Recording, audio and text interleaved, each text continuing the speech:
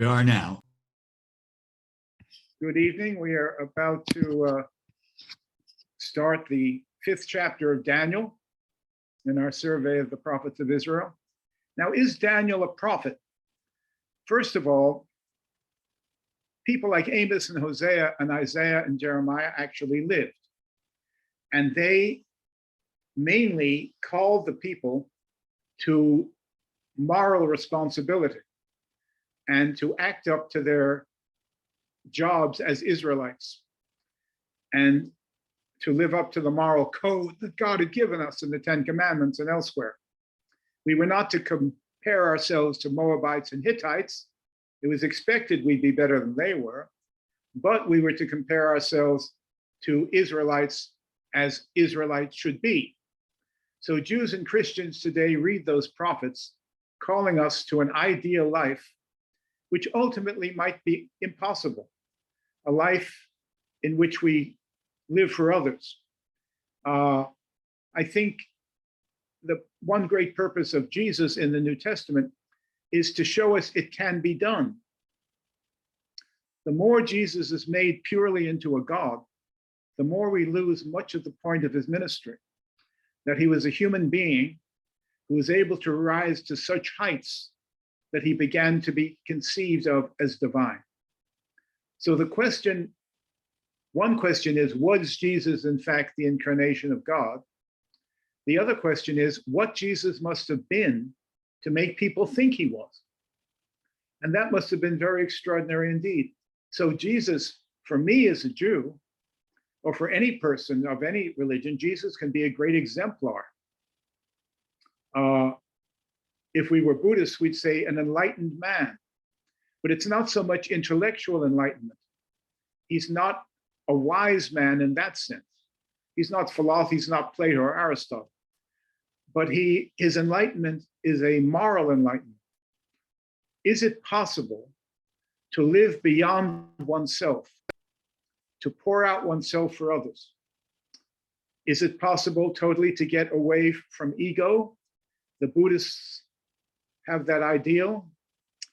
I don't know if it's really possible, but it is possible perhaps to expand our egos so that we live in service to others. Mahatma Gandhi said the way to discover yourself is to lose yourself in the service of others. And Jesus said, as he said so brilliantly, with so few words, he who would find himself must lose himself. And I pondered for many years, what does that mean? And I discovered it, and I've mentioned you to this before. I just want to use the example from my own life to show that it's an ideal one can strive for.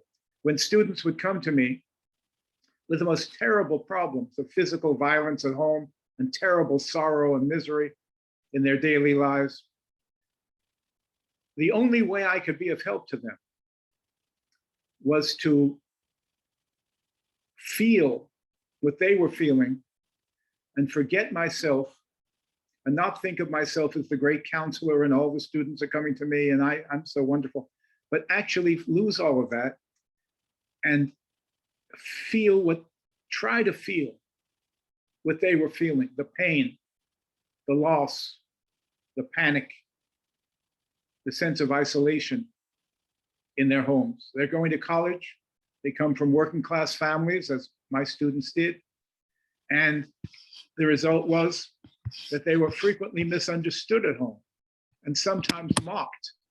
Parents are supposed to create an environment in which children can achieve everything they have inside themselves to achieve. But that's not always the case. When children begin to exceed their families, their parents, and to know more, and to learn more, and finally work toward a college degree and perhaps beyond, some parents balk at that. They don't realize they're doing it.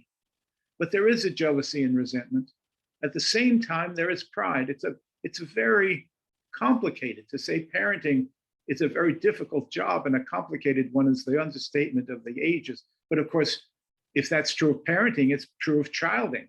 Any human relationships, especially the intense ones we have in our nuclear families, are very fraught with mixed and even completely opposed and contradictory feelings.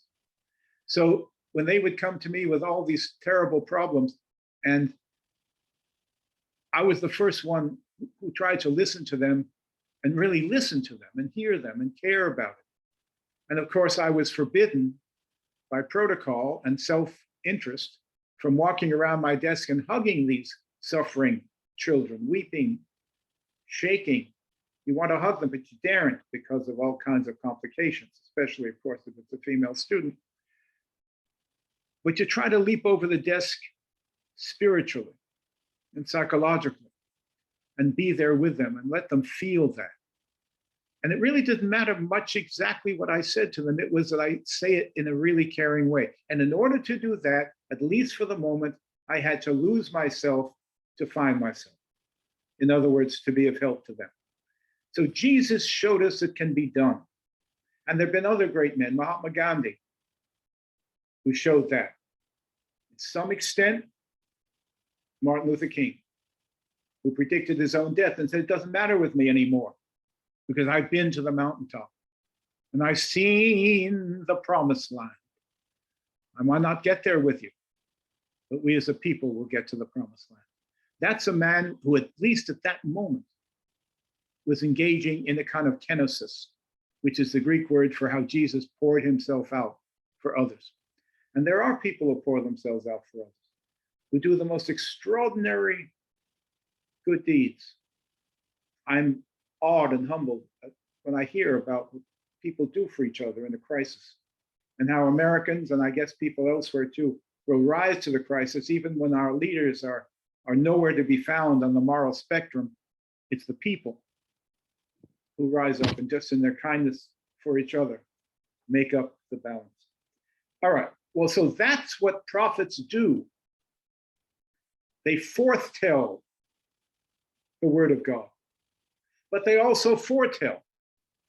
Now, whether or not you believe that God speaks to them and tells them the future, or that they simply read the headlines, the signs of the time, and predict the Babylonians are going to overwhelm our little country here, just out of common sense or an insightful reading, I don't know. What's the difference between an inspiration and a revelation? A man gets an idea. We conduct ourselves in this way, and the Babylonians are going to sweep over this whole country and we'll be exiled. Or is it a revelation from God? Is a new idea always from God? Well, as I said, there was no concept in those days of the unconscious mind, which prompts so many of our thoughts now. You want to be introduced to the unconscious mind, just go to sleep. And with any luck, you'll have some vivid dreams, technicolor, like Zechariah's dreams. And he took those dreams seriously. He didn't always know what they meant. 4 chariots with a red horse and a black horse and a white horse and a sorrel horse coming out from between 2 mountains of bronze. And they patrol the earth. Well, I suppose what it means is that God controls the whole earth and that kings come and go, but everything's in God's hands. And he made predictions of the end of days. We don't know if they'll come true because the end of days hasn't come. We don't know when the Kate Jamim, the end is coming. Some people believe we're living in the end days with the reestablishment of Israel. Jesus said, when you see the fig tree putting forth its fruit, you will know that he is here, or near, he's near. Well, the fig tree is Israel. In 1948, it puts forth its fruit. To me, that's a sign of the end. If there are signs of the end, I don't know. But if that's the way you want to read this, and look at the Bible and say it's telling us things about our current time, many people do that. As a 21st century person, part of the general culture, I have to say, well, that's one way of seeing things, but it may not be the only one. If I could immerse myself in the Bible like our evangelical friends or our Orthodox Jewish brethren, ultra-Orthodox, then there'd be no question, that's the truth. And the world's history will reflect the truth in the scriptures. I can't do that because I'm part of the general culture. So I have to say, I present that to you as a possibility and then say, well, may not turn out that way at all. May whole thing be a false alarm. Or we don't know. But that prophesying is what the other half of what the prophets did. And they were frequently correct. And that's, I guess, why they're in the book. The rabbis say you've got to test prophets. So is what they say, does what they say come true? Well, with Amos and Hosea and Isaiah and Jeremiah, it did.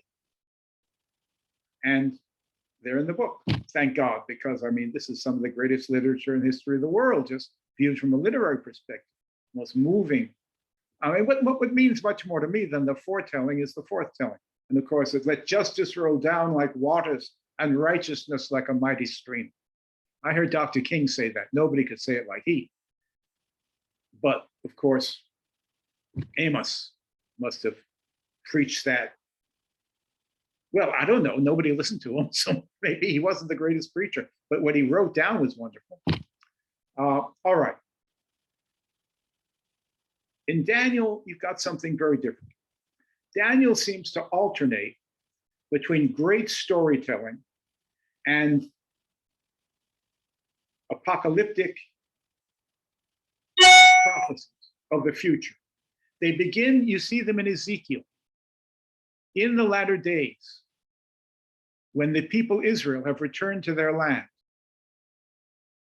then Gog from the land of Magog, this semi-mystical, bizarre force from the north, this animal-like force from the north. I'm reminded of Yeats's poem, The Second Coming. What is it? And what's the adjective? Beast. What something beast, its power returned at last, slouches toward Bethlehem to be born. For him, the second coming isn't Christ's coming, but some terrible monster of evil. That would be the last statement of history. Yeats was not really much of an optimist when it came to history. But this Gog character is a kind of like some kind of gigantic slug that is sort of sliding toward Jerusalem. But God then strikes him down and his forces are scattered and everyone lives happily ever after. That's the final word in Ezekiel. The temple is rebuilt, which he describes in chapter after chapter. Rough beast, what rough beast? Its power returned at last, slouches toward Bethlehem to be born. So don't look forward to the second coming. It's like the prophet saying, you people say the day of the Lord is coming and you're praying for the day of the Lord. I tell you, the day of the Lord is darkness and not light because of your sins. You could make it light if you paid attention to what I'm saying, but that's another question. So in Daniel, you've got something else. You've got great stories and they have similar but not identical messages. But remember, the overall message of the book is to be a handbook to encourage the Maccabean revolutionaries who rose up in 168 BCE and fought a war that lasted initially 4 years, and then they marched into Jerusalem, liberated it from the Seleucid Greeks, and relit the lights in the temple for an 8-day festival, which we call Hanukkah, in December of 164 BC. But then they fought on. Judah Maccabee, the great general, said, boys, we've got an army in the field. We now have our religious freedom. They said, yes, that's what we have fought for. And the Seleucids said, you can have it. We'll stay out of Jerusalem. You can have your religious freedom, which is still part of the Seleucid Empire. And Judah said to them, why not go on and fight for our independence, our political independence? And a lot of them said, we're going home. We're not interested. We're a religious people. We're not into politics. God is our king. These were the super Orthodox core. They called themselves the Hasidim. That's the first time the term was used, the faithful ones. And they went home. But he left, and Judah was left with enough men to continue fighting until 142 BCE, when they finally got their total independence. And until 63 BC, there was an independent Jewish nation,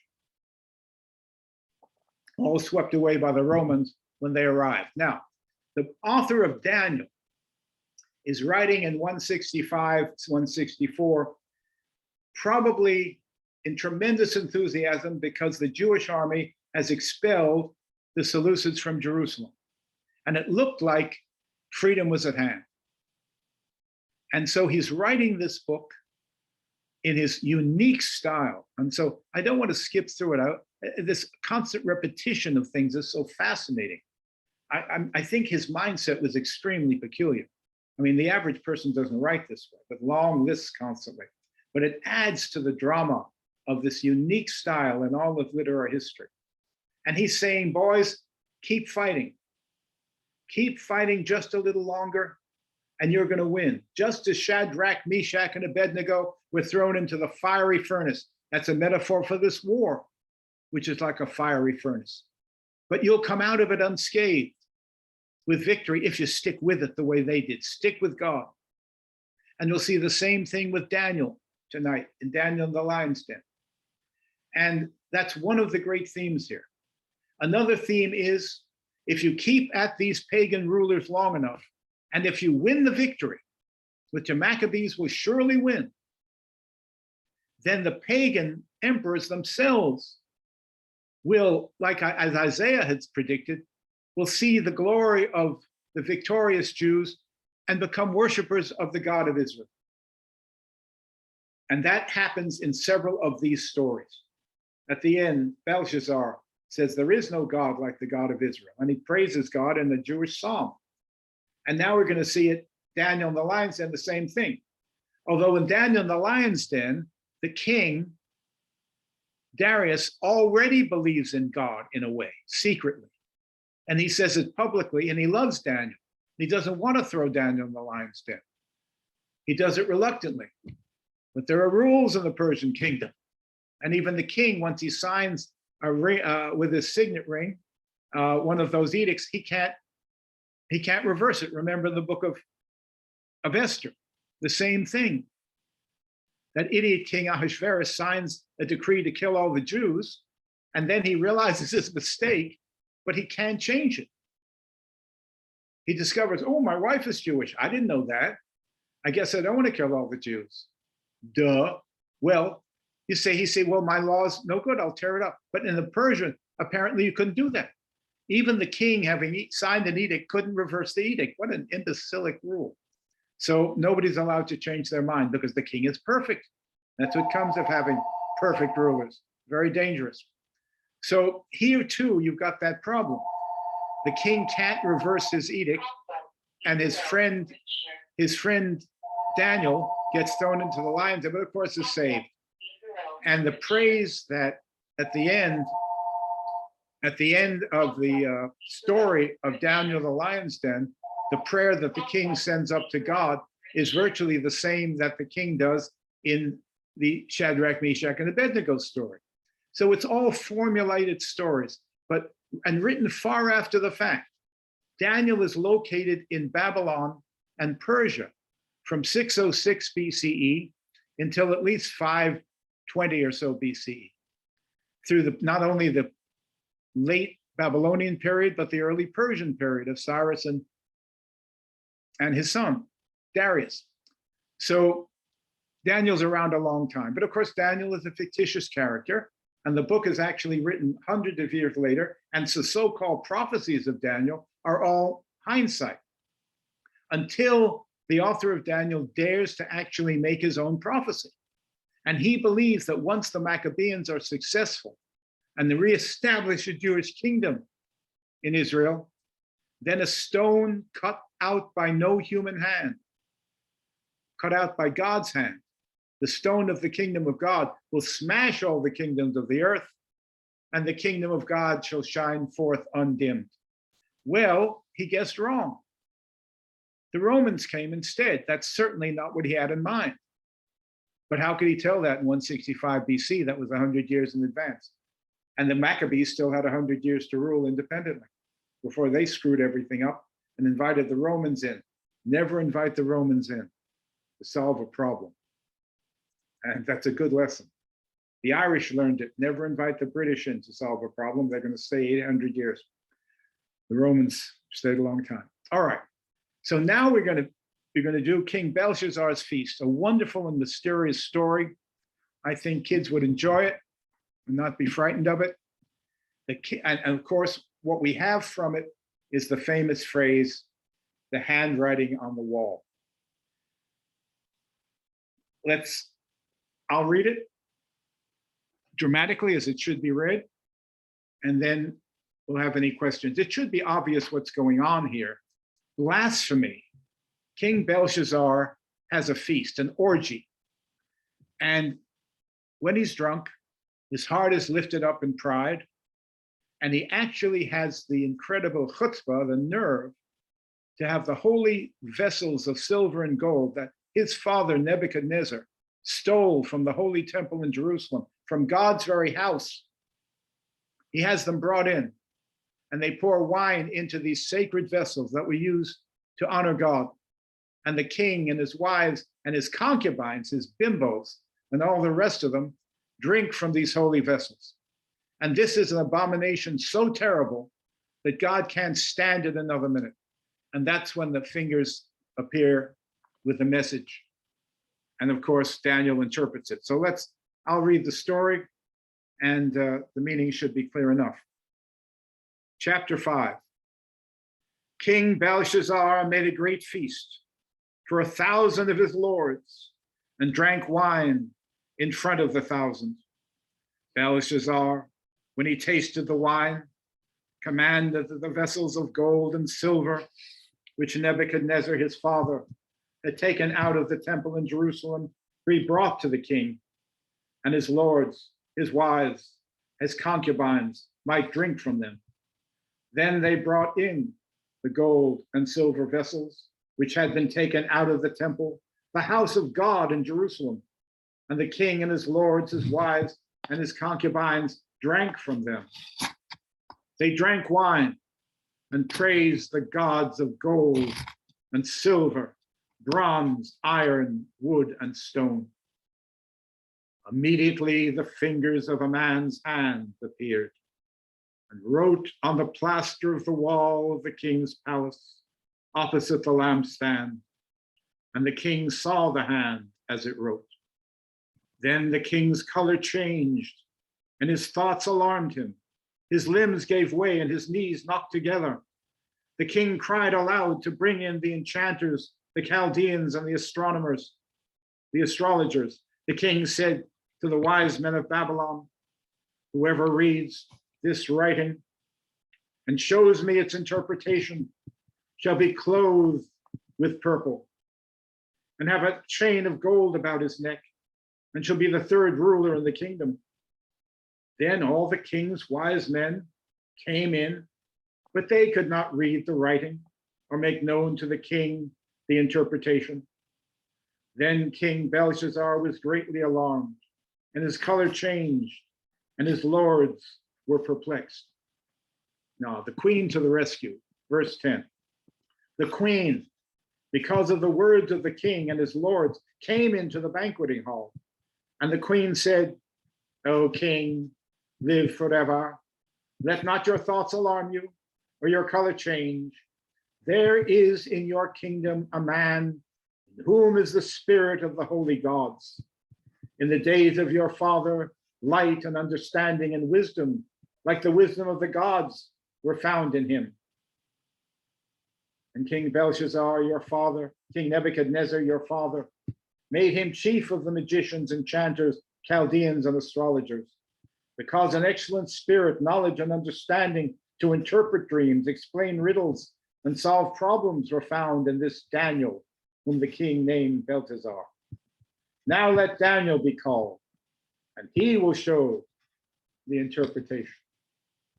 Then Daniel was brought in before the king, and the king said to Daniel, you are that Daniel, one of the exiles of Judah, whom the king my father brought from Judah. I have heard of you, that the spirit of the holy gods is in you, and the light and understanding and excellent wisdom are found in you. Now the wise men, the enchanters, have been brought in before me to read the writing and made known to me its interpretation, but they could not show the interpretation of the matter. but I have heard that you can give interpretations and solve problems. Now, if you can read the writing and made known to me its interpretation, you shall be clothed with purple and have a chain of gold about your neck, and shall be the third ruler in the kingdom. Then Daniel answered before the king, let your gifts be for yourself, and give your rewards to another. Nevertheless, I will read the writing to the king and make known to him the interpretation. O king, the most high God gave Nebuchadnezzar your father kingship and greatness and glory and majesty. And because of the greatness he gave him, all peoples, nations, languages trembled and feared before him. Whom he would, he slew, and whom he would, he kept alive. Whom he would, he raised up, and whom he would, he put down.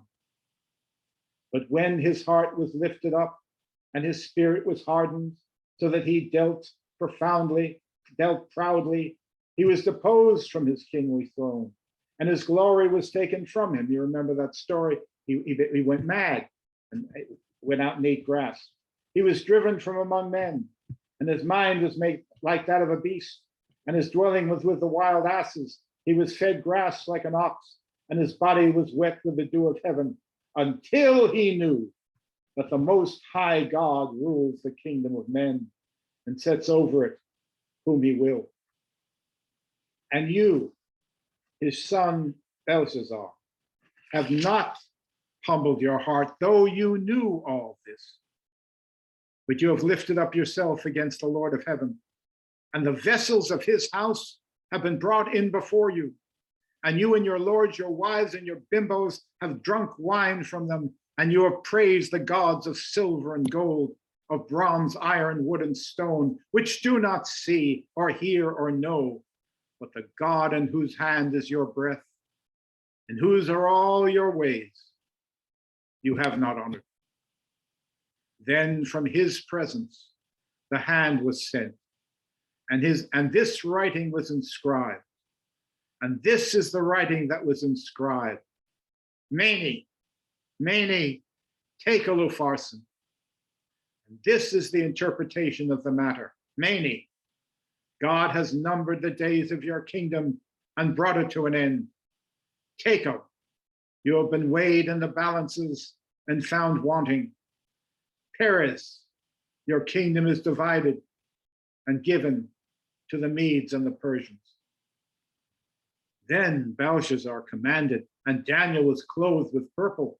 A chain of gold was put about his neck, and proclamation was made concerning him that he should be the third ruler in the kingdom. But that very night, Belshazzar the Chaldean king was slain, and Darius the Mede received the kingdom, being about 62 years old. Wow, what a great story. That very night. So he must have had Daniel clothed with all those wonderful things pretty quickly. The story is a wonderful fantasy, and Daniel again is the hero. Shadrach, Meshach, and Abednego are the early heroes, but Daniel lasts all through this period. And according to the story, he was this great Jewish prophet brought from Jerusalem very early. We think it might have been as early as 606 BCE, and he lasted 85 years and told truth to power. Well, it's clear what the message is. The blasphemy of Belshazzar was against the vessels of the temple. The blasphemy of King Antiochus Epiphanes, against whom the Maccabees fought in 165 BCE and following, was to bring a statue of himself into the temple courtyard, clothed as Zeus, and insist everybody worship him. Well, obviously the Jews were not going to do that. And they rebelled, and that's the Hanukkah War, against a man who said he was God and blasphemed the temple. And it ended in victory, gradually ended in victory. So that's what this book is all about. Blaspheme, and the handwriting is on the wall. You will be swept away. However powerful the Seleucid Empire seems, you Jews and your little army of farmers and shepherds is going to win. And ultimately, by holding out, they have to realize this war went on from 168 ultimately to 142. They had an initial victory in 164, and that's what Hanukkah's about. But they fought on until they had absolute independence. And the Maccabee brothers, Judah had been killed in battle, and the children and grandchildren appointed themselves kings. Now, since they were not of the house of David, according to traditionalists, they had no right to be kings. They also appointed themselves high priests. And since they were not of the house of Aaron, they were not Kohanim, priests by blood, descended from Moses' brother, they had no right to that. So their rule was a rocky one. The purists always said, these people are blaspheming, even though John Hyrcanus and others of the Maccabee line won lots of territory for the Jews. Any other people would have been grateful. But the purists said, no, you don't really have a right to be either high priests or kings. So it was a contentious period. Although it was also a time of, if not peace, at least prosperity for the Jewish kingdom for about 80 years. And then the Romans came. So that's the message here. It's clear enough. Now, I have fun with this. When I visit friends' houses where they have small children, this was obviously true in my younger years. I visited my contemporaries and they had children. And very often parents can connect with, send messages to children by those big plastic colored letters on the refrigerator. They'll say, don't forget to pick up milk or something, or be back by 3 p.m. I used to do that with soap. I would write on my mirror in my bathroom if there's a special message from my parents, and they would come in and take a look and know what the plans had to be. But then somebody had to wash off the soap. So if you have those big letters, you all know what I mean. When I would come down, I remember for breakfast early in the morning, those are my earlier days, now I don't get up so early. I would arrange the letters. Many, tekel ufarsin. Because the people I were with were educated people, and they knew the story of the handwriting on the wall. Weighed, counted, and found wanting, your kingdom is turned over to the Medes and the Persians. It was a source of many laughs. Well, it wasn't for poor Belshazzar. That's what you get for blasphemy. Now, with him, it happened in one night. You Maccabees may have to fight on for years, but the victory is assured. And then in chapter 7, we'll see that after your victory will come the kingdom of God. Chapter 7 is arguably the most important chapter in Daniel. It's our link with the New Testament too. It introduces in a new way the Son of Man coming with clouds of heaven, and that was Jesus' favorite title in the New Testament, in the Gospels. So it's a very important chapter, which we'll get to next week. But let's take a look. Any questions or comments about this marvelous story? I just read it to myself. I enjoy it. And the good story should be read aloud, even if you're sitting alone. Read it aloud to yourself, like poetry. And the cadences of this, the astronomers, the astrologers, and the Chaldeans, and the wise men, and all this whole list, he has to give the whole list each time. I would like to meet this man. I think he's a little obsessive about his lists, but I was just thinking of the Detective Monk on television. There's some people who have to just touch everything. He has to touch everything verbally with the endless list. But I find it charming, and I'd like to know him.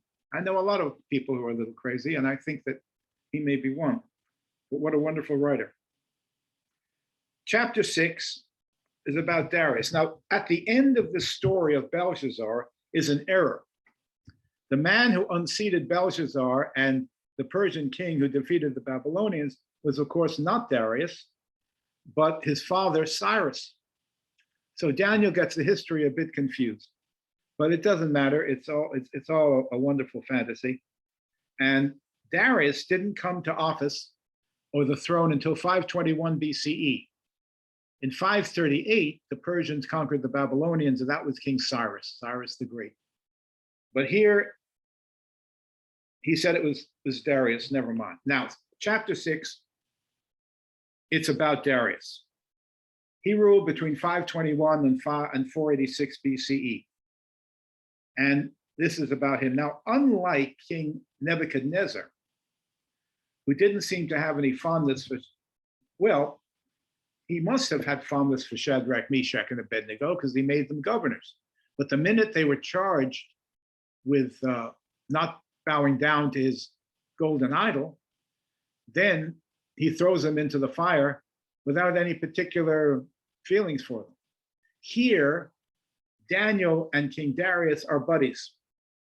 And it reminds me of the much more historic book of books of Ezra and Nehemiah. And these are two characters who I believe did live. And Nehemiah is portrayed as the cupbearer to the king of Persia, a very important job in a court where everybody was poisoning everybody. The cupbearer had to sip the wine before the king did. So he's a good friend and is portrayed as such to the king, probably Artaxerxes, but we're not sure which king it was. And he's sent as the Jewish governor of Judea. And we have the books of Ezra and Nehemiah, which are very interesting books, by the way, and read very much like straight history. There are no divine interventions.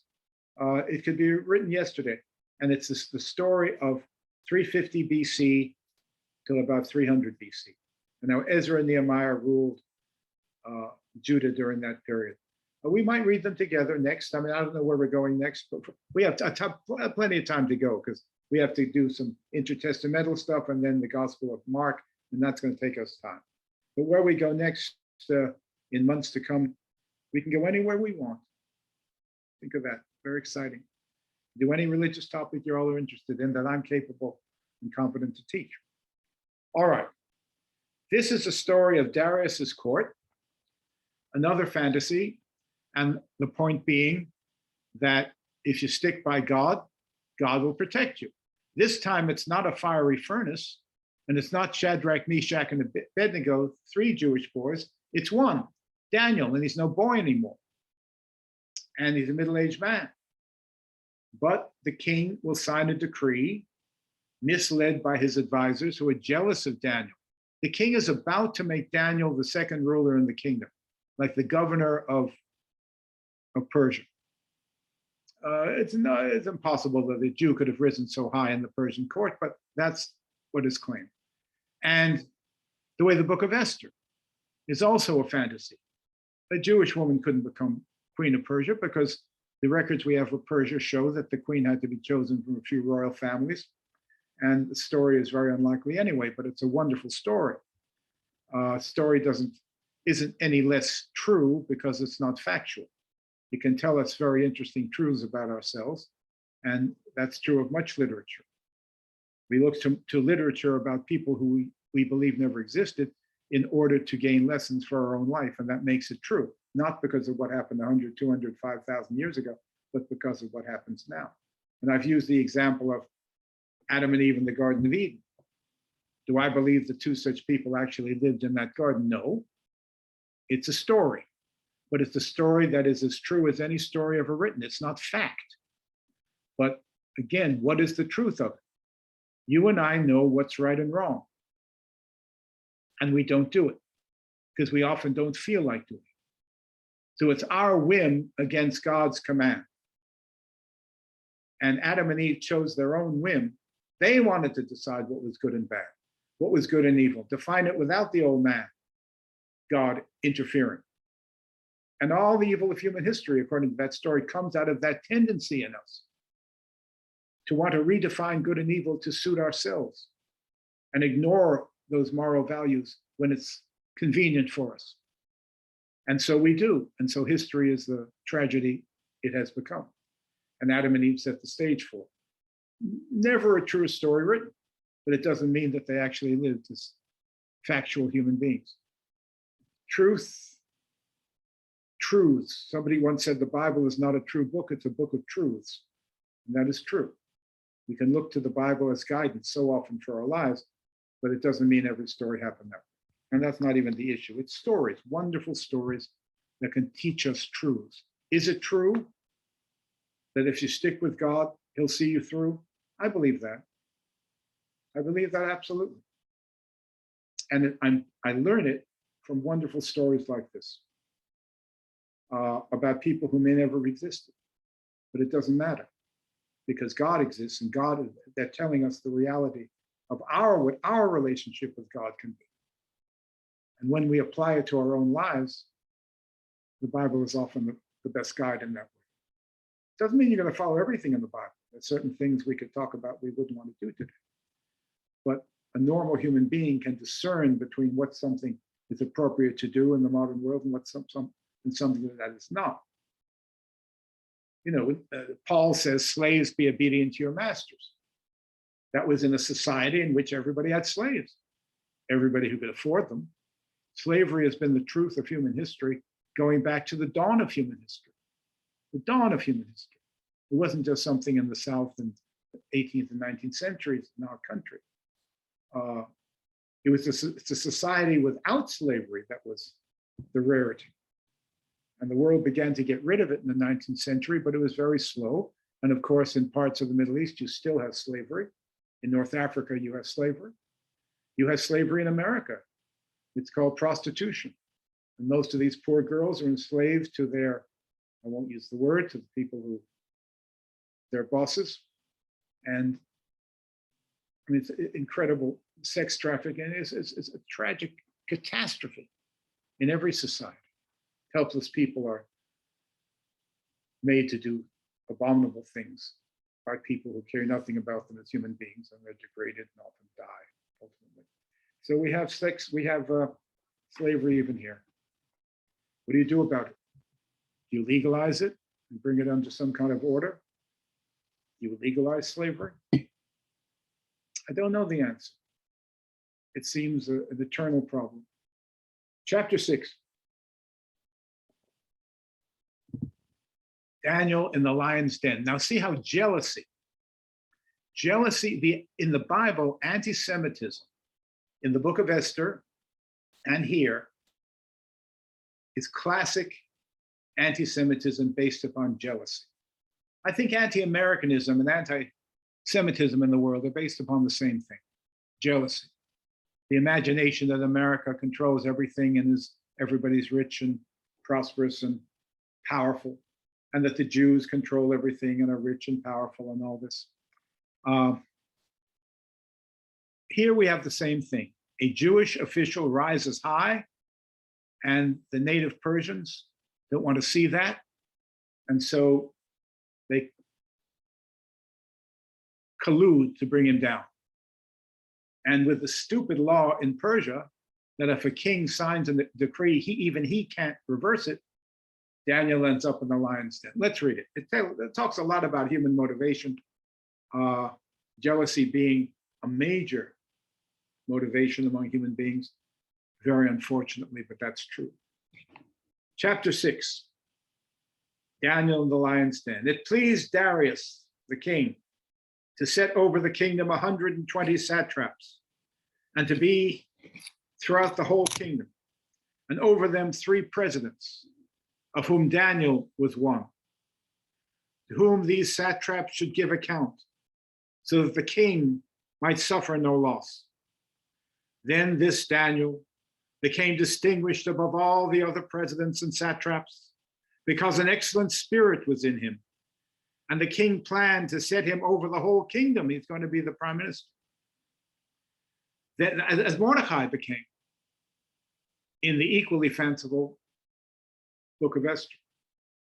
Then the presidents and the satraps sought to find a ground for complaint against Daniel with regard to the kingdom, but they could find no ground of complaint or any fault, because he was faithful and no error or fault was found in him. A non-corrupt public official. How amazing. Then these men said, we shall not find any ground for complaint against this Daniel unless we find it in connection with the law of his God, with his religion. Then these presidents and satraps came by agreement to the king, collusion, gentlemen, and said to him, O King Darius, live forever. All the presidents of the kingdom, the prefects and the satraps, the counselors and the governors are agreed that the king should establish an ordinance and enforce an interdict that whoever makes petition to any god or man for 30 days, except to you, O king, shall be cast into the den of lions. Now, O king, establish the interdict and sign the document so that it cannot be changed according to the law of the Medes and the Persians, which cannot be revoked. Therefore, King Darius signed the document and interdict. And this shows the height of his pride and narcissism. Nobody can make appeal to any, he believed in all these gods, but for 30 days, you can only ask him for some kind of a miracle or a preference, preferment. What an egoist. When Daniel knew that the document had been signed, he went to his house, where he had windows in the upper chamber open toward Jerusalem, just as many synagogues, if they can arrange it in the layout of a city block, try to face Jerusalem, try to face east. We see that in KKBE downtown in Charleston. The side wall is to the sidewalk because the temple faces east toward Jerusalem. It was built in 1840, and in those days, this is a very important thing. It doesn't always work today, but that's the traditional way. So when you pray, you're supposed to pray east. And many Jews have on the east wall of a room in their home where they pray, a little, something called a mizrach, a little plaque. I have an antique bronze one that's very beautiful on the east wall. And if I say my prayers, I pray toward Jerusalem. And I suppose if I lived in China, it would not be on the eastern wall, but on the western wall, toward Jerusalem. Of course, since the world is round, it doesn't really matter. Anywhere you're facing is toward Jerusalem. But it's a nice tradition, a nice custom. So he's praying out the window toward Jerusalem. And he sat down upon his knees 3 times a day. Well, we pray in the morning and the afternoon and the evening. Orthodox Jews still do that. And he sat down upon his knees 3 times a day and prayed and gave thanks before his God, as he had done previously throughout his whole life. Verse 11. Then these men, these jealous satraps, came by agreement and found Daniel making petition and supplication before his God. Then they came near and said before the king concerning the interdict, O king, did you not sign an interdict that any man who makes petition to any god or man within 30 days, except to you, O king, shall be cast into the den of lions? And the king answered, the thing stands fast, according to the law of the Medes and the Persians, which cannot be revoked. Then they answered before the king, this Daniel, who is one of the exiles from Judah, in other words, he's a Jew, he's not one of us, pays no heed to you, O king, or the interdict you have signed, but makes his petition 3 times a day. Now, this was the issue of the Maccabees. They took up arms originally not to get independence for their country. They figured that was gone with David's kingdom collapsing in 586 to the Babylonians. They took up action against the Seleucid king only when he messed with their religion and brought in this idol into the holy precincts of the temple. That's when they rose up. They had made a deal with the Babylonians and with Persians, and later with the Greeks. We'll be citizens of your empire if you just give us total religious freedom. because the Jewish religion, of course, was unique, worshiping one invisible spiritual force rather than all these other gods. So that was the deal they made. And as long as the Babylonians and the Persians and Alexander the Great and all, and even the Romans agreed to that, most Jews said, okay, that's our fate. We'll have our religion. God is our king, and whoever is ruling us on earth will try to deal with that. But the Seleucids broke that agreement. Antiochus the Great kept it. But Antiochus Epiphanes, I believe his grandson, said, no, I'm God, and everybody has to believe it. Well, everybody else believed it because they already had 500-600 gods. So you just stick one more on, it didn't matter. But the Jews, of course, only had the one. So you had a problem. And that's what this is all about. Daniel is faithful to the king, to Darius, who seems to be his friend and really cares about it. But God comes first. And why does it hurt you, O king, if I go into my chamber and pray 3 times a day? I'll be there when you need me as an officer. But these jealous courtiers got the king's ear to sign this moronic decree.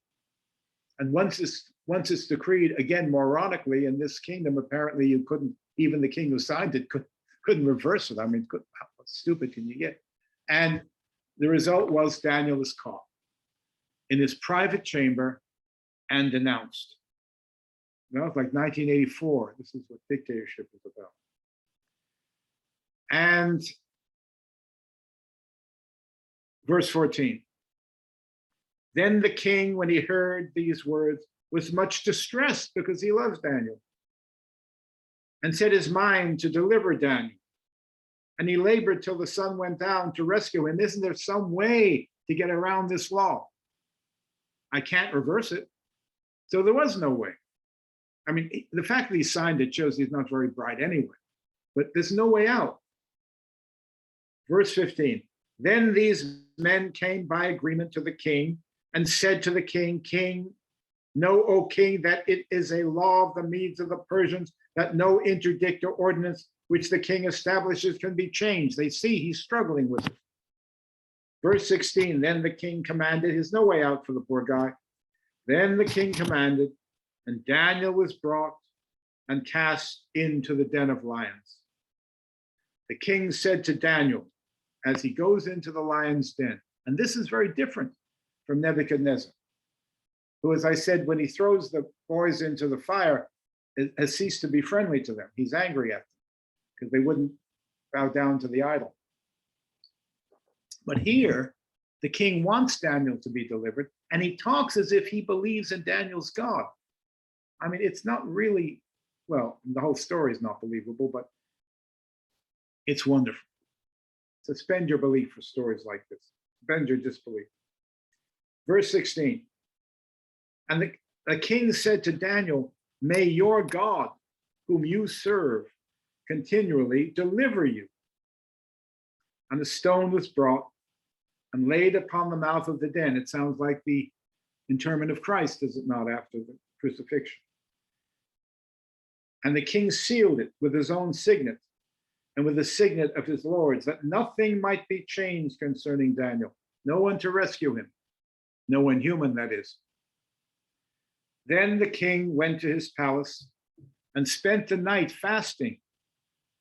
No diversions were brought to him, and sleep fled from his eyes. He can't sleep. And he's fasting that God might save Daniel, or something might save him. Verse 19. Then at break of day, the king arose and went in haste to the den of lions. And when he came near to the den where Daniel was, he cried out in a tone of anguish and said to Daniel, O Daniel, servant of the living God, has your God, whom you serve continually, been able to deliver you from the lions? Well, your God might make sense, but he calls him servant of the living God. So he's already a convert? That the God of Israel is the God of all humanity and the universe and all that? It's very, very strange. This story, I don't think it's as well written as the as the Shadrach, Meshach, and Abednego story, which is a little more detailed, a little more obsessive, and a little more elaborately written. But here the king seems to be a believer in God and also in his Persian gods. It's hard to know where his mind is. Now, so, O Daniel, servant of the living God, has your God, whom you serve continually, been able to deliver you from the lions? Then Daniel said to the king, O king, live forever. My God sent his angel and shut the lion's mouth, and they have not hurt me, because I was found blameless before him, and also before you, O king, I have done no wrong. He's still faithful to the king who threw him in to be killed. Then the king was exceedingly glad and commanded that Daniel be taken up out of the den. Now it's the same thing. Remember that Shadrach, Meshach, and Abednego, I think the most appealing thing they said to Nebuchadnezzar was when he says, if you won't bow down to this golden idol, you will be thrown this same hour into a burning fiery furnace. And who is that God who will deliver you from my hand? And they answer, like martyrs have answered ever since. If it is true, O king, that our God, whom we serve, can deliver us out of the burning fiery furnace, then he will deliver us. But even if he will not, let it be known to you, O king, that we will not serve your God or bow down to the golden idol that you have set up. If we have to die, then we die. If we're delivered by some miracle, which turns out in the Bible to be the case, fine. And if we're not delivered, the way the vast number of martyrs have not been delivered physically, then so be it. We still will not violate the laws of our God. That's courage. Now, Daniel seems to have, he doesn't say anything to begin with, but then, of course, he says, God sent his angel. Now, when in the Nebuchadnezzar story, then the king rose up astonished, and he looked into the furnace. Maybe there's a window there, I don't know. And he said to his officers, did we not cast 3 men bound into the midst of the fire? And they said, true, O king. And he said, but I see 4 men free, walking in the midst of the fire, and they have no hurt. And the likeness of the 4th is like a son of the gods. And then he says, and what is the son of the gods? When he lets them all out, he says, blessed be the Lord who has sent his angel to deliver it. So the B'nai Elim, a Ben-El, is a son of God, and it's an angel. One of the terms in the Old Testament, the term son of God generally means the people Israel taken as a collectivity. It also means the king of Israel, who is seen as the adopted son of God, as David was, and his descendants, however good or wicked they were adopted sons of God. In the Middle East, in those days, you either believed that your king was a god, as in Egypt, where Pharaoh was a god, and that's the drama of the Exodus story we read at Passover. It's the true God against the false god, Pharaoh. And it's a contest. And of course, the true God wins. But in Egypt, they worshiped their king as a god. Now, the Jews took more from Babylon than from Egypt. And the king in Babylon was the son of God.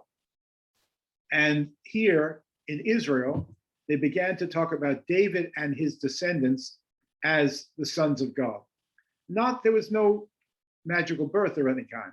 It's just he adopts him as a son in a symbolic way. And An angel, the third definition of Son of God in the Old Testament and the Hebrew Scriptures, is an angel. And there is, here is what it means that here.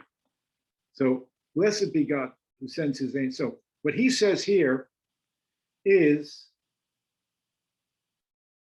God's, verse 22, my God sent his angel, and shut the lions' mouths, and they have not hurt me. Because I have been blameless before God and also before you, O king, I have done no wrong. Then the king was exceedingly glad, because he likes Daniel, and commanded that Daniel be taken up out of the den. So Daniel was taken up out of the den, and no kind of hurt was found upon him, because he had trusted in his God. And the king commanded that those men who had accused Daniel were brought and cast into the den of lions, they, their children, and their wives, and before they reached the bottom of the den, the lions overpowered them and broke all their bones into pieces. Well, now the first question we as modern people have, what did the children and wives do to deserve this fate? I just don't think they asked that question in those days. The idea of that the children inherit the guilt somehow of the parents was so widespread. I mean, we would say this is an atrocity. All right, the people who tried to kill Daniel, you sentence them to death, but their children, their wives, this bothers modern people. It didn't seem to bother people in those days. So we have to say that in some sense, the morality in the Bible is not what we'd like to follow in this case. You don't blame children and wives for the sins of a man. Well, you say, but these were Persians, and it's just a story. Well, what about Joshua? Joshua fit the battle of Jericho, and the walls come a-tumbling down. And after the walls came down, according to that story, which you can take as, if you want, as literal, or, I mean, maybe the sound of all the trumpets that he had blasting made the walls crumble. But it's probably just a kind of wishful thinking account of how we wish we could conquer every city by blasting on trumpets and yelling, and then the walls come tumbling down. But the problem is, the moral problem is that Joshua killed every man, woman, and child in that city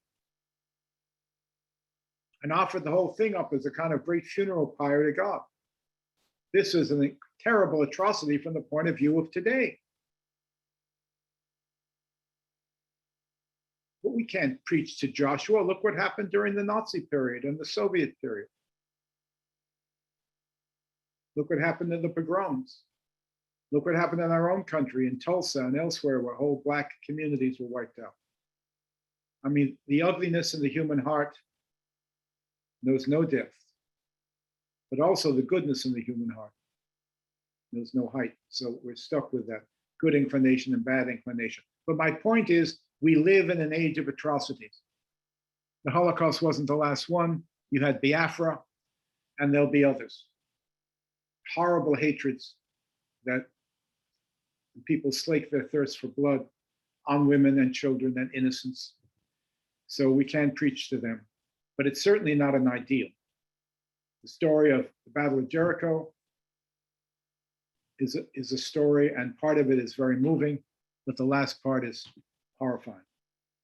And when we find that contrast between our conscience and a text, even if it's the Bible, I'll go with my conscience every time. Without condemning what's in the text, it just isn't for us today. We have to understand this was thousands of years ago. All right, so this disturbs us as modern readers, but the bad guys got theirs, plus. Verse 25, then King Darius wrote to all the peoples, nations, and languages that dwell on the earth, meaning in his kingdom, peace be multiplied to you. I make a decree that in all my royal dominion, men tremble and fear before the God of Daniel. Now listen to this prayer, and I'll compare it to the prayer of Nebuchadnezzar in the earlier story. Here is the prayer of the Persian king, a pagan, supposedly, before the God of Daniel, for he is the living God, enduring forever. His kingdom shall never be destroyed, and his dominion shall be to the end. He delivers and rescues. He works signs and wonders in heaven on earth. He who has saved Daniel from the power of the lions. So this Daniel prospered during the reign of Darius and the reign of Cyrus the Persian. Well, he's got it backwards consistently. Cyrus reigned before Darius, but that's his historical error. Now, if you go back to chapter 4, verse, looks like 34 to me, you have at the end of the Shadrach, Meshach, and Abednego story, you've got the king again uttering a Jewish prayer. Listen to how close this is to the other. It's written by the same guy, or taken from the Psalms or somewhere by the same guy, whoever he was who wrote Daniel. I bless the Most High and praise and honor him who lives forever, for his dominion is an everlasting dominion. That's just, his kingdom is an everlasting kingdom, one of our famous Hebrew phrases. And his kingdom endures from generation to generation, the door of a door. All the inhabitants of the earth are accounted as nothing. He does according to his will in the host of heaven and among the inhabitants of the earth, and none can stay his hand or say to him, what doest thou? Well, Abraham did that. What doest thou? You can't destroy Sodom. There might be some righteous people. But generally speaking, it's probably safe to go along with God's decree, with exceptions. All right, so you have two stories. Now, who were these Persians among whom the Jews lived? It says clearly, and Daniel has this right, that the Babylonians had gods of silver and gold and wood and all that speak not, they hear not, and all that. And the key idea is, them that worship them shall be like them. You worship wood, you become like wood. You worship stone, you become like stone. You worship a human God who has all the great human qualities writ large, all the good qualities. And you try to emulate those great qualities, compassion and caring and justice and mercy and all those wonderful things. You become like what you worship, your own ideal. So is God the idealization of the human? Or is human the expression of this universal ideal, which is God? Could be both. But here, the Persians don't worship gods of gold. The Persians were Zoroastrians. If they worshiped anything, it was fire. But fire was probably the symbol of constant creative motion in the universe that they adopted. So that they had two gods, really. They were almost monotheists. They had Ormuzd, the god of light, of fire, and Ahriman, the god of darkness. And I believe that the Satan figure, which later developed in Judaism, late, very late, that we found in Job, in Zechariah, late book, was influenced by the Persians with their god of light and god of darkness. The Jews had originally believed that the source of evil in the world was the misuse of human free will. And I think most of us have come back to that belief. But it's not the world, it's not the body, it's the misuse of human free will, which God gave us so that we choose to love and serve him. But if it's really free will, we can also choose to use it to oppose him. And that's what we often do. And that's the story of Adam and Eve. So the misuse of human free will was for many centuries the explanation of evil among the Jews. But then one thing after another befell us. The conquest, the terrible tearing away of the 10 lost tribes of Israel by the Assyrians, the atrocities by them, the Babylonian exile, being in the hands of the Persians, and then the Greeks, and then the Romans. But around the Persian time, the Jews began to think, it's not just the misuse of free will.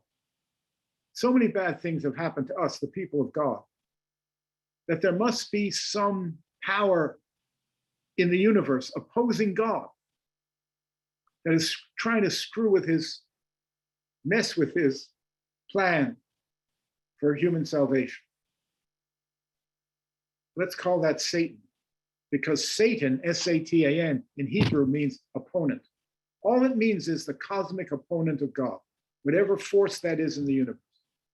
And gradually that Satan took on a form, as if he were a being.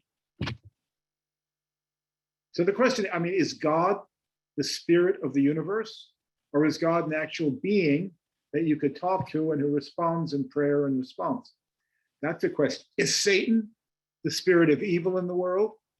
Or is he an actual being that's trying to mess up God's creation? Well, who knows? These are questions we raise. And as I say, the questions of religion are always much better than the answers. The questions are definite. The answers are hypotheses. Well, the Jews gradually developed the idea of Satan. And you find him as a character in Job, and you find him as a character in Zechariah. And later, of course, in the New Testament. New Testament Judaism, the Pharisaic Judaism, the Judaism of the Pharisees, the rabbis, the Perushim, who interpreted the Torah for the people, they believed in Satan and his demons and God and his angels at war. Now, the Sadducees, who ruled the temple, didn't believe in that because none of that is mentioned in the Torah. And remember, the Sadducees, who ran the temple in Jerusalem, did not practice Judaism as we know it. They practiced a temple sacrificial system, which only said that the first 5 books of the Bible are holy. There are 39 books in the Old Testament, in the Hebrew scripture. They didn't believe in 35 of them, in 34 of them. And so, since there are no demons and angels specifically mentioned in the Torah, well, you might say there are angels all walking around in Genesis. Yes, but it's called malachim, which means messengers. So although it seems to me they're clearly more than just natural beings, well, nothing's natural because everything is the creation. But they can be seen as God's messengers. It's not quite clear that they are divine beings that come down from heaven. So the Sadducees denied all that. And the Pharisees went on to build modern Judaism and Christianity, because Jesus, although we'll see him in the Gospel of Mark, arguing with the Pharisees. You argue with people who are closest to you. He may have been a liberal, progressive Pharisee. There were 7 different groups of Pharisees. He may have been among the liberal ones, like Rabbi Hillel, whose sayings are very similar to those of Jesus. So Jesus believed in Satan and demons and God and angels. And so that came in as a foundational idea in Christianity. In Judaism, many Jews don't believe in demons and Satan because it was a much later development. And the Israelite faith in the ancient times went all the way, if you want to trace it back to Egypt or even to Abraham, from that time all the way till about the Persian period, which is, well, I don't know, 538 BC and following, without Satan and demons. So it was a kind of add-on from the influence of the Persian Zoroastrians, in my opinion. And therefore, you can practice Judaism today and certainly not take seriously Satan and demons all around you. I don't know about angels. I invoke angels on the Sabbath. When I light my candles, I invite the angels, Shalom Aleichem, Malachei Hashari, come, O ministering angels, and bring peace to the earth for this Sabbath day. And I sing a hymn to them and I talk to them. I tend to like to believe in angels. Why not? And I did have one experience with angels, which could have been an hallucination or whatever I've told you about. But why not say they were angels? So I like angels. I don't like demons. So I can believe in angels and not in demons if I want. And I can believe in God, but not in Satan, because this is America and you can believe in anything. I'm like Thomas Jefferson. He rewrote parts of the Bible. He just left out all the parts he didn't like. And when they asked him what church he belonged to, he said, I belong to a church of one. Sometimes I feel like that. All right, so we've done 2 juicy chapters, and chapter 7 is the great chapter, the link chapter between Hebrew and Christian scriptures. Well, it's all Hebrew because the Christian scriptures are written, with the exception of Luke, by Jews. So, but where is that point where things begin to go in another direction? This idea of the Son of Man. And we're going to see in Ezekiel, which we have read, when God called Ezekiel Son of Man, he just means, listen, guy, I'm God and you're just a man. Son of Man is a diminutive term. Don't get too big for your britches. Whenever he says that to Ezekiel, Ezekiel falls on his face in humility. But in Daniel 7, this term, one like a son of man, takes on an opposite meaning. This figure comes with clouds from heaven. An ordinary man doesn't do that, and is given dominion to rule the world at the end of time.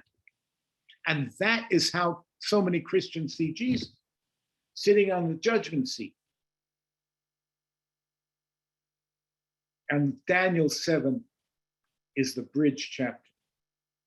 And then more in the intertestamental literature, which I'll give you just a small taste of, the book of Enoch especially, where the Son of Man is a major character.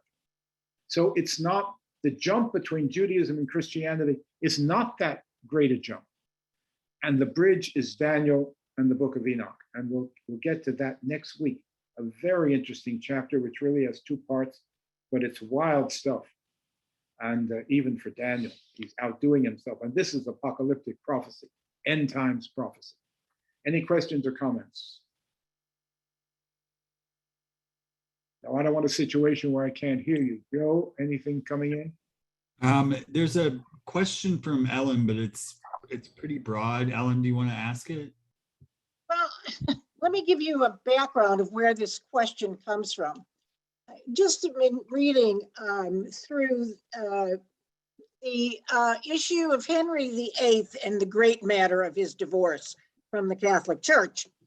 And he chooses as his piece of literature to for his break from the church as a quote from Leviticus. However, the quote from Leviticus having to do with the nature of his relationship and marriage to Catherine of Aragon. And it talks about, not having to, that the person who lies with the wife of his brother will be childless. However, this is contradicted by a chapter in Deuteronomy. Okay. What my question was, that's the background of my question. The question is, how is the Bible a guide for human behavior when it is so contradictory? You have to pick, you can pick and choose anything to support your position. That's my question. Written by many people. We keep calling it the Bible. We should call it a library of 39 Hebrew books, and then a lot of Greek books after it, written by God knows how many scores, if not hundreds of writers. And why in the world should they agree? So, but in this technical rule, you're right. And the levirate marriage law says that if your brother dies childless, you are to marry his wife, right, his widow, right, and raise a child unto him, hopefully heir, and name it after your brother. Mm-hmm. That comes the Jewish custom of naming children after deceased relatives. Mm-hmm. Right. So that is the rule. So I too have been puzzled by that. I could never understand why. Now, you say in Leviticus it's contradicted, and he went with, all right, well, you've got a point. If you have an agenda, you can choose verse A and ignore verse not A. Right. And that's what Henry VIII did in his hypocritical way. He was about as religious as President Trump, but he used religion, of course, to do terrible things. But you've got a point, and I don't know the answer to that. because I can never understand what the issue was. And the same thing with John the Baptist. John the Baptist denounced Herodias, the wife of Herod, because she'd been married to Herod's brother and then married her. Well, what's wrong with that, according to Deuteronomy? Well, he must have been looking at Leviticus 2. I don't know. And I've never cared enough to research it, I'm ashamed to say. That bothers me for decades, and I'm too lazy to look it up or find somebody who knows the answer. I don't know who would. I mean, I know the two passages, and I just see it as contradiction. But what was John the Baptist's problem? What had Herod done that was wrong? And yet he denounced his wife as essentially a whore, forgive the expression. And he lost his head because of it. So I don't know the answer. And when I don't know, I'm honest enough to say I don't know. But I wish somebody would research that. I should have done it for the last 40 years, but I haven't. But yes, the Bible does. There are contradictions in it. They're in both the Old and New Testament. I mean, I'm always stunned in Luke when Jesus says, bring everyone to me who doesn't want me to be king, and I'll chop them in pieces with this two-edged sword. What? Now that's only in Luke. So the question is, did Jesus ever say anything like that? Of course not. But that's the question. Luke says it.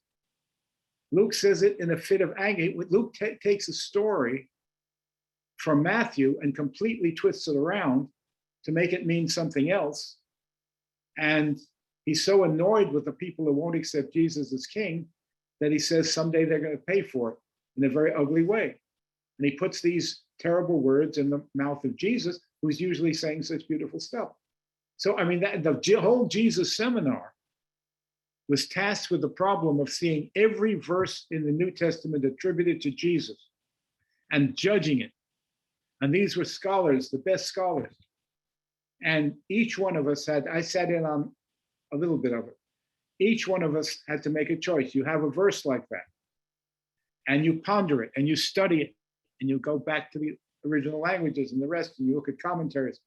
And after a certain amount of time, you meet again. And you have 4 marbles, and they pass a box around. And if you think Jesus definitely said it, you put in a white marble. And you think he may have said it, you put in a red marble. And if you're certain he never said it, but it's Luke, you put in a black marble. Then they count up the marbles. Well, this only would lead, among scholars, being what we are, to more screaming and yelling and carrying on. So I don't think it's going anymore. But it was very interesting, because the question is, with the New Testament, Jesus died in 30 AD, maybe 33 AD, and the first gospel quoting him allegedly isn't written until 70 AD. And we'll read that Gospel of Mark. And it's a wonderful story of Jesus' life. But how many of those words did Jesus actually say? And how many did Mark say through the mouth of Jesus? You have to look at the time. When was Mark written? And if Jesus is saying something more appropriate to Mark's age 40 years later, then we figure Mark said it and attributed it to Jesus. If Jesus is saying something that was appropriate to his age, and yet by the time of Mark was no longer believed, but Mark puts it in anyway, it's pretty sure Jesus actually said it. Because what advantage would Mark have in putting something in that he, in fact, disagreed with? So that's the way you study New Testament, which is hard enough. But we're going to read Enoch. There are 65 books written between the Old and New Testament called the pseudepigrapha. And we keep discovering new ones. Pseudepigrapha, of a writing under a false name. Pseudepigrapha. And we don't know who wrote it. Enoch, we'll read Enoch. Enoch didn't write this, it's just a name stuck on it. But you could say the same thing about the 5 books of Moses. Our Orthodox brethren would not agree, but then they wouldn't hire me to teach a class. The books of Moses are attributed to Moses, but I mean, I don't say nobody believes it, but scholars haven't believed that for 200 years and more. Who wrote them? And that's our great task. When were they written? Who wrote them? And The theories are constantly changing. The dominant theory I use here, the documentary hypothesis, they've gone way beyond that in the last 50 years. But there's no dominant theory that makes sense of who wrote the 5 books of Moses, so-called. There's so many theories that I wouldn't know how to produce them in an introductory course like this. You'd have to have a seminar of scholars going on for years to try to figure out, and we haven't any idea who wrote the 5 books of Moses. So they're pseudepigraphical books. They were issued under the name of Moses, who certainly didn't write them. So biblical study is very complicated. And it's just so simple. The less you know, the easier the Bible is. It says it, Jesus says it, I believe it, that settles it.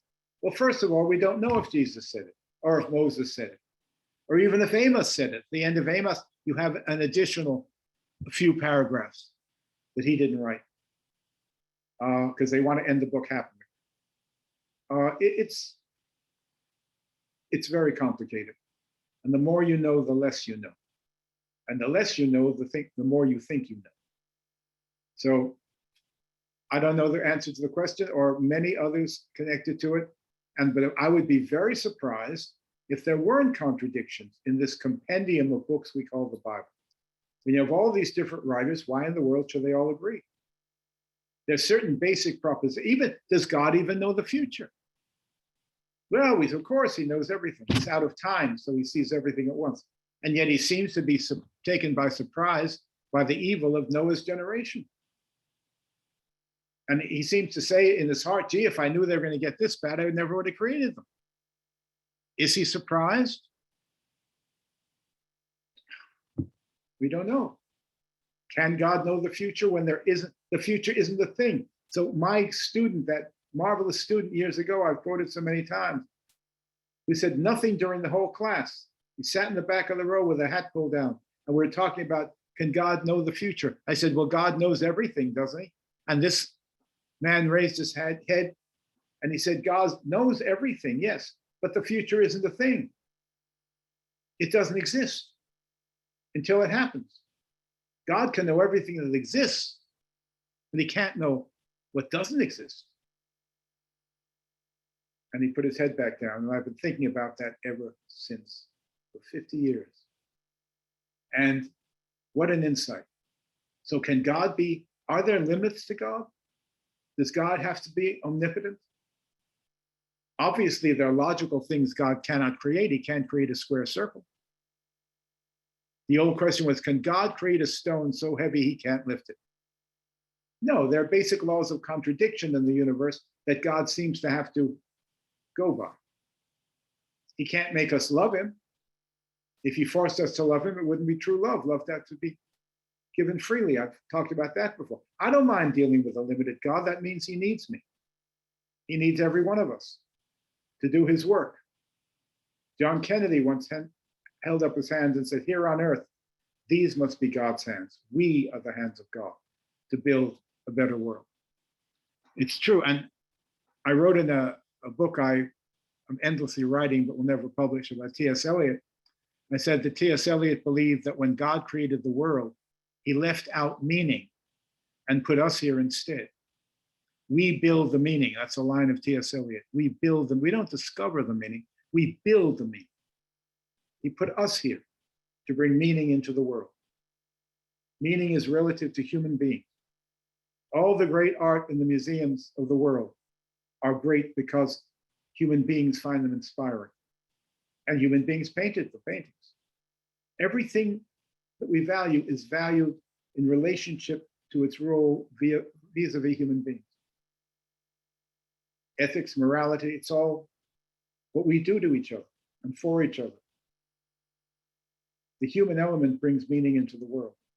That's something you can think about for a week. All right, thank you all. And we start with chapter 7, the last judgment scene of Daniel. That is, when you read it, you realize how familiar it already is to you. If you've ever pictured God on his throne with the thousands of white-robed people in heaven standing before him, that was first painted here by Daniel in this great 7th chapter. Okay, my friends, thanks for coming and see you next week. And by that time, my face will be improved. Not Michael. Wait, I just took a fall and all these bruises are from that fall, but it's getting better. It looks a lot worse than this. Don't worry about me. I'm fine. Thank you, Michael. Thank you. Michael. Uh, Thank you.